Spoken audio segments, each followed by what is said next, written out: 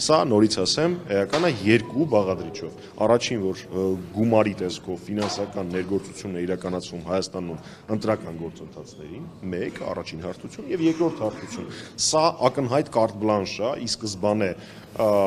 ձևակերպումն է, որով իրականացվելու են բոլոր բռնաճնշումները։ Պայքար օտարերկրյա այս կամ այն ներգործություն։ Պարոն Մամեջանյան, եթե փորձենք նաև ընդհանուր գլխավոր նպատակը այս դեպքում Հայաստանի Եվրամիության որն է, այսինքն Ես չեմ կարող խոսել Եվրամիության նպատակների մասին։ Նիկոլ Փաշինյանը ունի մեկ նպատակ՝ վերընտրվել ցանկացած գնով, հող հանձնելու, Հայաստանի շահերից հրաժարվելու, գերիներ չբերելու կամ գերիների բերելու հարցը թողելու ընտրություններից ակուրատ առաջ, որպեսզի հերթական անգամ օգտագործի դա որպես ընտրական PR տրուկ, ինչպես արել էր 2021 թվականի ընտրություններից առաջ։ Հիշեցնեմ, այն ժամանակ նոյեմբերի 9-ից սկսած Ադրբեջանը պահանջում էր ականապատ տարածքների քարտեզները։ Ես չեմ մտնի այդ խոսակցության մեջ արժի տալ, չարժի տալ, դա առանձին քննարկումը։ Փաշինյանը դա տվեց մայիսին մոտավորապես ընտրություններից ակուրատ առաջ, որպեսզի օգտագործի որպես դիվիդենդ։ Հարցազրույցա դառնում Ավարտեցինք այդ թեման։ Քանի որ գլխավոր ձեր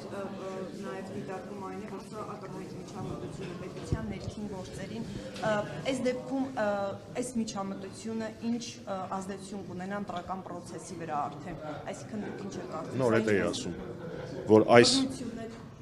այս գործընթացը երկու հարթությամբ է ազդելու ընտրության վրա։ Առաջին, որ ֆինանսական միջոցներ են ուղղակիորեն ազդում ընտրական գործընթացի վրա, սա առաջին հարթություն, եւ երկրորդ հարթություն։ Ակնհայտ է, որ եթե իրանք այդ տողով, այսպես ասած, ձևակերպմամբ գումար են տալիս Հայաստանում, հետագայում բոլոր հակաժողովրդավարական գործընթացները, բռնաճնշումները, կուսակցություններ գրանցել չգրանցելը, կուսակցություններ արգելելը, ես չգիտեմ այդ գործիքը կազմից որն է ընտրելու Փաշինյանը, դրանք բոլորը ձևակերպելու են այդ տողի տակ, այս եզրակացությունն է։ Խոսենք նաև Իրանի հետ կապված, հա։ Նոր ասեցի, Փաշինյանի շահը բնականաբար դա։ Ես չեմ կարող ԵՄ-ի անունից խոսալ։ Պարոն Մամեջանյան, խոսենք նաև Իրանից հնչող ահազանգերին, անհանգստություններին։ Ներողություն, խոսում հանգած հարցը անպատասխան չէ։ Հանդիպությունը պիտի պայքարի։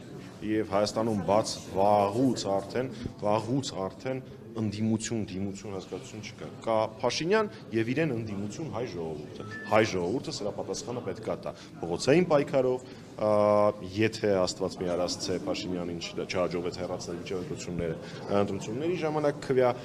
խցիկում ցանկացած ձևով օրենքով սահմանված կարգով մեր ժողովուրդը պիտի պայքարի Փաշինյանի դեմ։ Չէ, իրակից ընդհանուր։ Պարոն Մամեջանյան, Իրանից անհանգստություններ են հնչում Թրիփի ճանապարհի հետ կապված, ասում են դա Զանգեզուրի միջանցքի տրամաբանությամբ է եւ իրենք խնդիր են տեսնում, որ կարող է ՆԱՏՕ-ն այնտեղ լինել եւ անվտանգային խնդիրներ առաջանալ։ Ուր են բոլոր հրաշքները, որոնք այստեղ կանգնած ասում էին, որ Իրանը երջանիկ է Թրիփով։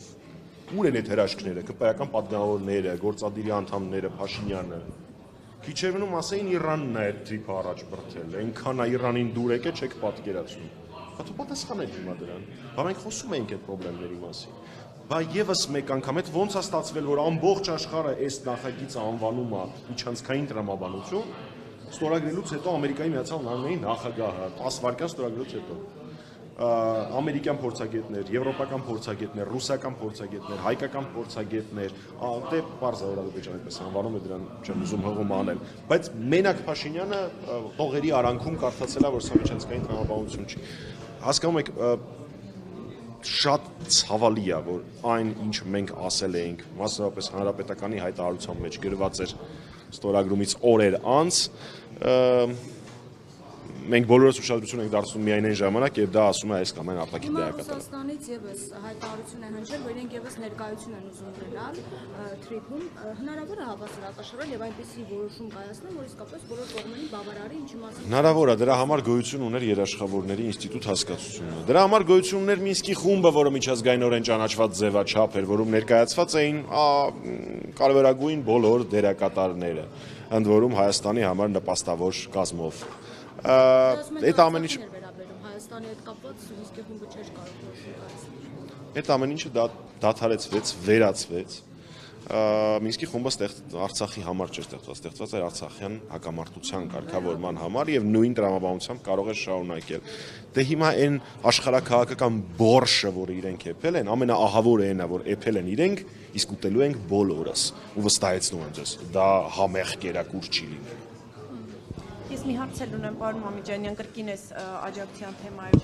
Ես կուզեի նաև այդ մեկնաբանություններին անդրադառնալ, օրինակ երեք Գևորգ Պապոյանը ավելի հեռուն գնաց, ասաց, որ փորձեր են լինելու ակտիվիստի հնարավորություն է տեսնում տեղեկությունների մասին չէ խոսքը, բայց ասում է ոնց որ ենթադրություն է, որ բռնի տապալելու են իշխանությունը, խլելու են իշխանությունը։ Ես լուրջ հիմա պետք է Պապոյան Գևորգի մեկնաբանեմ։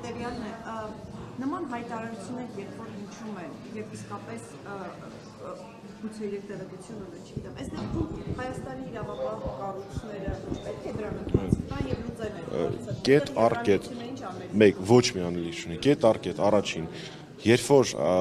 նախարարի պաշտոնը զբաղեցնող մարդը, ով նաեւ եթե չեմ սխալվում իրանց կուսակցության փոխնախագահն է, հայտարարում է, որ ինքը ունի տեղեկություններ, որ ինչ-որ տապալելու փորձել են լինելու, դա խայտարակություն է։ Բացահայտեք։ Էդ էլ չլինի Բագրատ Սրբազանի եւ մյուս արդարների գործի հեքիաթը, երկու բան դա կարող նշանակել, կամ ուղակի օթի մեջ կրակոցավ ինչպես միշտ, կամ էլ նախապատրաստում են մեկ այլ արդար ընդդիմադրի վրա փորձել կարել, ասել վայ, մոտդ հեռախոս կա, այդ հեռախոսով կարող է իր հեղաշրջում անել, չգիտեմ, շորի հիմարություններ։ Եկեք թող ինքը ցորենից խոսա, այդ իր մոտ ավելի լավ է ստացվում։ Ես էլ իրան չմեկնաբանեմ, որովհետև մեկնաբանելու բան չկա։ Նոր պատասխանեցի շուտ։ Շատ լավ, իսկ բանում ասում պարոն Մամիջանյան, իշխանությունը երբ որ այս պրոցեսը սկսում է այս աջակցության թեմայով դիմելու Ոչ, այլ հարցեր։ Ամեն դեպքում ասում եք, որ բորշ է ստացվել այս ամեն ինչից, ինչ եք կարծում, ամեն դեպքում հավասարակշռում կարող են ապահովել, թե ոչ բանակցությունների միջոցով եւ ինչ որոշում Փաշինյանի ամբողջ արտաքին քաղաքականությունը կառուցված է այն տրամաբանության վրա, որ ինքը չարչիություն է անում։ Մի մայրաքաղաքից մյուս մայրաքաղաք։ Գնում է Բրյուսելում բողոքում է Մոսկվայից, գնում է Մոսկվայում բողոքում է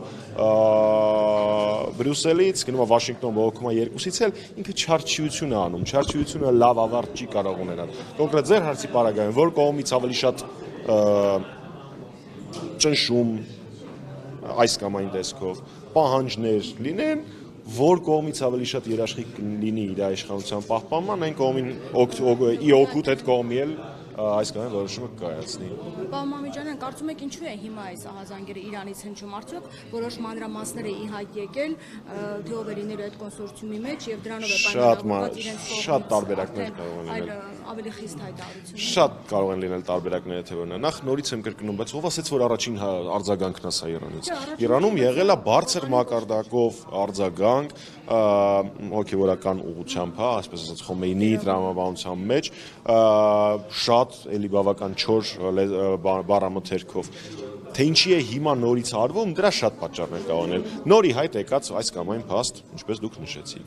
Երկուս Փաշինյանի հերթական այս կամ այն բանավոր խոստման դրժում, Փաշինյանի կողմից այս կամ այն ստի բացահայտում։ Սրանցից յուրաքանչյուրը կարող է լինել, ես չափից շատ եմ հարգում մեր հեռուստատիտողներին, որ դա ինչ-որ ենթադրություն անեմ, ինֆորմացիա չունեմ, բայց պատճառները կարող են լինել, ինչպես դուք նշեցիք, նոր ի հայտ եկած փաստ, կարող է լինել, որ բանավոր ինչ-որ բան է խոստացվել, խախտվել է, կարող է լինել, որ իրենք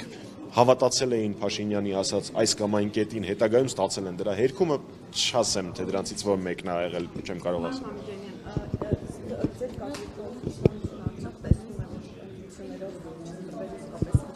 Ես բախտագուշակ չեմ, ես չեմ կարող նման հարցերի պատասխանել, կան փորձագետներ, որոնք համարում են, որ սա թուլության նշան է, ու ես կարդում եմ այդ փորձագետներին, կարծիք այդ հարցով չեմ կարող։